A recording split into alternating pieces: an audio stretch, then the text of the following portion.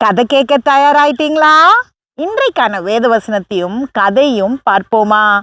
யாராவது ஒருத்தர் நம்ம கிட்ட ஒரு காரியத்தை சொல்றாங்க, அது ஒரு முட்டாள்தனமான காரியம் அப்படின்னு உங்களுக்கு தோணுச்சுன்னா பதிலே பேசாதீங்க. அப்படி நீங்க அவங்க கிட்ட வாக்குவாதம் பண்றதுனால எந்த பயனும் இல்ல. வேதம் என்ன சொல்லுகிறது என்று பார்க்கலாம். தீத்து 3:9 புத்தீனமான தர்க்கங்களையும் வாக்குவாதங்களையும் விட்டு விலகு. இந்த வசனத்தோட ஒரு பகுதியை தான் நான் உங்களுக்கு வாசிச்சிருக்கேன். அதாவது தேவையில்லாத வாக்குவாதங்கள், புத்தியினமான பேச்சுகளை நம்ம விட்டு விலகணும். ஏன்னா அதனால ஒரு பயனும் இல்லை.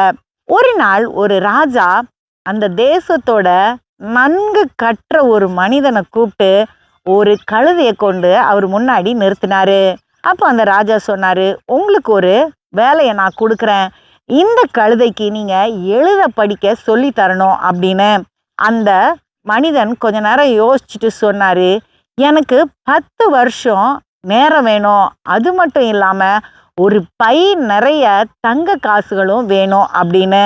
சரின்னு சொல்லி அந்த ராஜா ரெண்டையும் அந்த மனிதனுக்கு சொல்லி விட்டுறாரு. அப்போ அந்த நல்லா படிச்ச நபருடைய நண்பர்கள் அவர்கிட்ட வந்து கேட்குறாங்க, ஒரு கழுதையை எப்படி நீ எழுத படிக்க வைக்க போற? எதுக்கு நீ ராஜா கிட்ட இதை ஒப்புக்கொண்ட அப்படின்னு.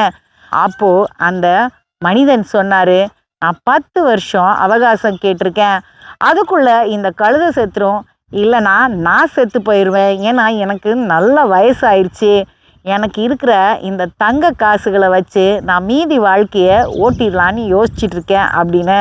ஏன்னா ஒரு முட்டாள்தனமான காரியத்தை நம்ம ஏன் வாக்குவாதம் பண்ணி பிரச்சனைக்குள்ள ஆக்கணும் அப்படின்னு நினச்சிருக்காரு அந்த ஞானி. நம்மளும் இப்படி இருந்துட்டா நல்லது.